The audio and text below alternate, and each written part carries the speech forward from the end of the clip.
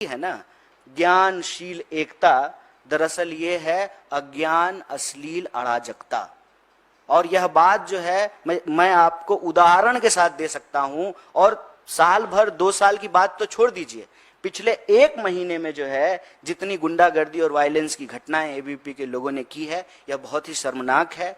और इसकी जिम्मेवारी जो है सरकार में बैठे हुए लोगों को लेना पड़ेगा, प्रशासन में बैठे हुए लोगों को लेना पड़ेगा। और वह जो कह रहे हैं कि एनएसयूआई के लोगों ने किया है, तो एक प्रश्न आप सबको भी पूछना चाहिए। मैं मीडिया के साथियों से आग्रह करता हूं कि गृह मंत्री उनका, दिल्ली पुलिस उनके अंदर में, दिल्ली विश्वविद्यालय का प्रशासन उनके अंडर में, यहाँ पर जो है एलजी उनके हैं, देश में सरकार उनकी है, पूरा का पूरा जो है उनकी हेजमनी है। उस वक्त जो है वो अपने वायलेंस को जस्टिफाई करने के लिए अनर्गल और झूठे आरोप लगा रहे हैं। हम आप सबके माध्यम से दिल्ली विश्वविद्यालय के विद्यार्थियों को और देश को भी, क्योंकि दिल्ली विश्वविद्यालय का सवाल अब सिर्फ विश्वविद्यालय का सवाल नहीं है, ये देश और समाज का भी सवाल है। हम आप सबसे यह आग्रह करते हैं और आपको आश्वस्त करते हैं कि आप धैर्य रखें, कोई भी परिस्थिति हो जाए, जो हमारा विचार है, जो हमारा एजेंडा है, उससे हम 1 इंच पीछे नहीं हटेंगे। और एजेंडा हमारा ये है कि इस बार पहली बार मैं आपको ये कहना चाहता हूं कि दिल्ली विश्वविद्यालय में विमेंस एजेंडा लाया गया है।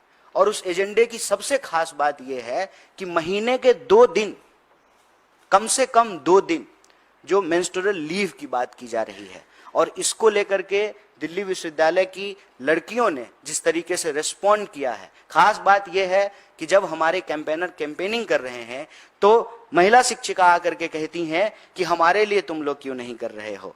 तो जिस तरीके से समर्थन मिल रहा है हमारा स्टूडेंट सेंट्रिक एजेंडा को, जिस तरीके से कॉलेज के भीतर जो एनएसयूआई से जुड़े हुए लोग नहीं हैं, रेगुलर स्टूडेंट हैं, पढ़ने वाले विद्यार्थी हैं, जो क्लास करते हैं, लाइब्रेरी जाते हैं, घर से आते हैं, वापस घर को जाते हैं, वो तमाम विद्यार्थियों का एक व्यापक सपोर्ट मिल रहा है। क्योंकि हमारा जो एजेंडा है उसमें हम राजनीति नहीं खेल रहे हैं। हमारे लिए ये नहीं है कि दिल्ली विश्वविद्यालय का चुनाव जीतें और तुरंत से जो है भाजपा में मंत्री बनने का जो है विकल्प खुला हुआ है। जो सरकार में होते हैं उनके प्रति यह आकर्षण स्वाभाविक है, लेकिन हम तो विपक्ष में बैठे हुए हैं और लगातार इस देश के मुद्दों पर बात कर रहे हैं। और आप हमारे पैनल को भी देखिए, हमारा पैनल साधारण किसान बैकग्राउंड के बच्चे हैं जो स्कॉलरशिप से पढ़ करके दिल्ली विश्वविद्यालय में पढ़ने के लिए आए हैं। और हमारा जो पॉजिटिव एजेंडा है, जो पॉजिटिव वाइब है, उससे व्यापक तरीके से विद्यार्थी भी जुड़ रहे हैं और विद्यार्थियों की सेवा करने वाले लोग भी जुड़ रहे हैं। और हमारा जो पैनल है उसमें एक लड़की के पिताजी जो है वो आर्मी में थे, माताजी उनकी जो है किसान हैं, तो वो समझते हैं कि सेवा का क्या मतलब होता है। इसीलिए हमने कहा कि चाहे देश में कोई भी इश्यूज हो, मणिपुर की अगर आप बात करें तब भी ये चुप रहे, महिला पहलवानों की बात करें तब भी ये चुप रहे, विश्वविद्यालय का बजट कट किया गया तब भी ये चुप रहे,